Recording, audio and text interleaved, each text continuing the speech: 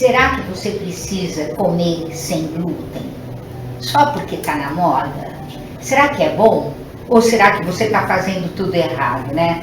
Então, eu vou perguntar para o Dr. Mauro Fisberli, que está aqui na janela da Paulista comigo hoje. Dr. Mauro, essa história desses modismos alimentares, né? Isso é bom ou é ruim?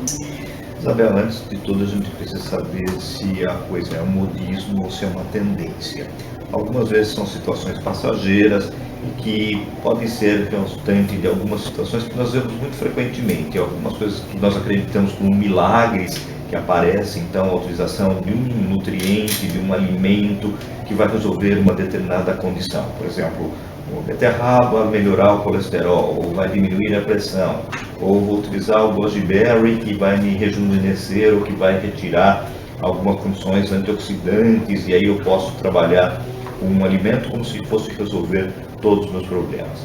Então, primeiro, a gente não come um alimento, nós comemos uma alimentação de uma forma global. Então, nenhum alimento consegue ter propriedades mágicas. Então, mas esses modismos de agora, por exemplo, eu não sei se é uma tendência ou se é um modismo, mas essa história do glúten, eu, pelo menos, aprendi que glúten se tira de quem tem doença celíaca, não é isso? Trigo, cevada, centeio, então são alimentos ancestrais e que fazem parte da nossa alimentação desde o início da humanidade. Então, os pães, os biscoitos, os bolos sempre fizeram parte da alimentação básica do ser humano. A retirada de um produto sem necessidade é muito ruim. A doença celíaca é uma doença hereditária e ela não é muito frequente. Muito poucas vezes ela é pouco sintomática, então é muito mais rara ainda.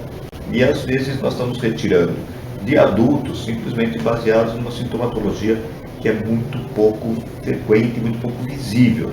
As pessoas estão tirando o glúten simplesmente porque ficam com o abdômen empachado, têm um pouco de náusea, às vezes ficam com a sensação de que estão inchados, uma coisa então assim.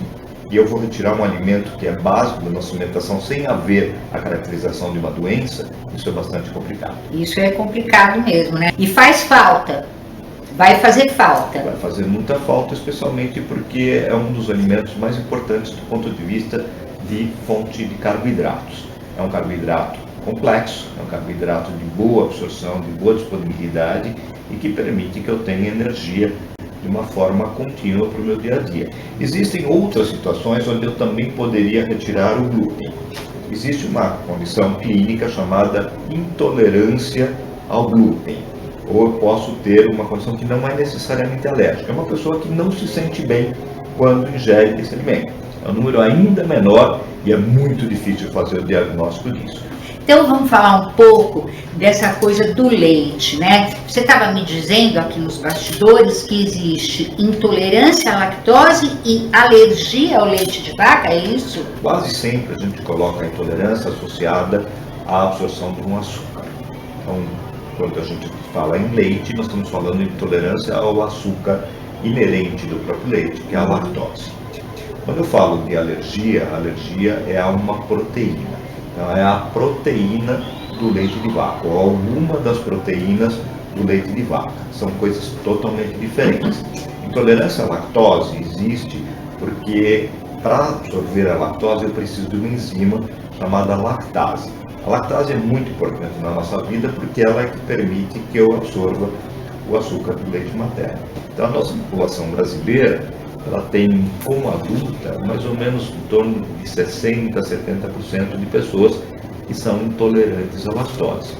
Isso não significa... muita gente. É muita gente, só que isso não significa que eu não possa tomar leite. Uhum. Porque a intolerância à lactose, ela é dependente de dose. Então, por exemplo, vamos imaginar que eu tenho uma quantidade de lactase que permita que eu consiga tomar uma determinada quantidade de leite. Por isso, intolerância é uma coisa um pouco relativa, muito diferente da alergia, que aí sim é a qualquer tamanho, a qualquer volume e qualquer coisa pode desencadear. E essa alergia ao leite? Qualquer alimento, qualquer coisa proteica pode nos causar alergia.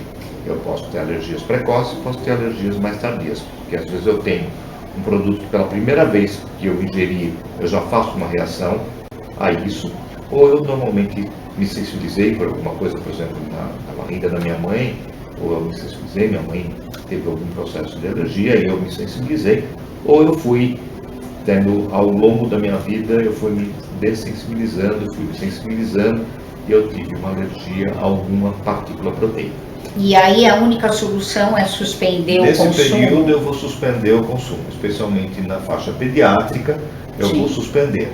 O que é legal é que a criança consegue, depois de alguns anos, voltar a ter condições clínicas de ingerir determinadas proteínas. Então essa alergia nem sempre é duradoura. Eu posso, às vezes, depois de 1 a 2 anos, voltar a ter a possibilidade de expor a criança e eu volto a comer. Alguns adultos também têm isso. Eu posso fazer uma alergia a chocolate, eu fico que triste, por algum alergia tempo com chocolate. alergia, pode acontecer. Mas depois de algum tempo você pode também voltar a comer e não ter alergia. Alergia é uma coisa ainda complexa de se entender. Bem complexa mesmo. Então tá, muito obrigada, doutor. Obrigado, Isabel. Tá indo bem o horário para você, né? Você disse que você tem que sair. Eu tenho que sair daqui. São 15 para 6. Aquele negócio está... Every time we say goodbye, I die.